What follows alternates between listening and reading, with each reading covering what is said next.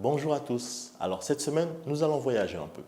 Oui, on va voir ensemble ce qu'a donné le dernier déplacement de notre président à l'étranger et surtout comment notre pays est arrivé au niveau partenariat stratégique de coopération globale.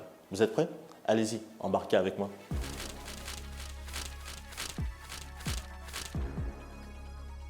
Vous avez forcément entendu parler de cette information. Notre président s'est rendu en Chine pour une visite d'État. Et il n'y a pas à dire, notre champion a fait fort sur ce coup-ci. Alors qu'il ne s'est resté que 3 jours, il a pu, à l'issue d'un entretien avec son homologue Xi Jinping, obtenir non pas un, non pas deux, non pas trois, mais 7 accords de coopération majeurs.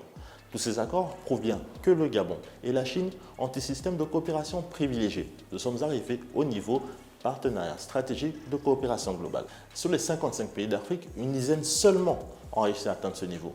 Et oui, on est bon quand même. Alors, voyons ensemble ces accords. Numéro 1. Pour renforcer la coopération en matière d'agriculture, le ministère de l'Agriculture, de la Sécurité alimentaire chargé de la valorisation de la ruralité de la République gabonaise et le ministère de l'Agriculture des Affaires rurales de la République populaire de Chine ont signé un mémorandum d'accord. C'est une excellente nouvelle quand on sait que le Gabon tend à renforcer sa production agricole afin d'obtenir la souveraineté alimentaire. Dans le cadre de la coopération Sud-Sud pour lutter contre le changement climatique, le ministère des Eaux et Forêts, de la mer, de l'Environnement chargé du plan climat et de l'affectation des terres de la République gabonaise et le ministère de l'Écologie, de l'Environnement de la République populaire de Chine ont signé un mémorandum d'accord. C'est bien connu, le Gabon a toujours été largement impliqué dans la lutte contre ce fléau.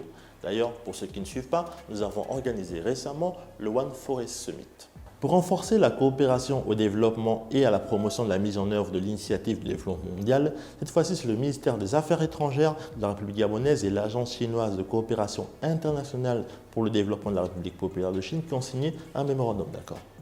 Numéro 4. Pour permettre la création d'un groupe de travail sur l'investissement et la coopération économique, le ministère des Affaires étrangères de la République gabonaise et le ministère du Commerce de la République populaire de Chine ont signé eux aussi un mémorandum d'accord. Pour renforcer la coopération dans le domaine du logement et du développement urbain, le ministère de l'Habitat et de l'Urbanisme de la République gabonaise et le ministère du Logement et du Développement urbain de la République populaire de Chine se sont associés et ont signé eux aussi un mémorandum d'entente. Pour favoriser le jumelage du parc national de la Lopé au Gabon et du parc national Wujinsan de Chine, le ministère des Eaux et Forêts, de l'Environnement chargé du plan climat et du plan d'affectation des terres de la République gabonaise et l'administration nationale des forêts et des prairies de la République populaire de Chine ont signé un accord.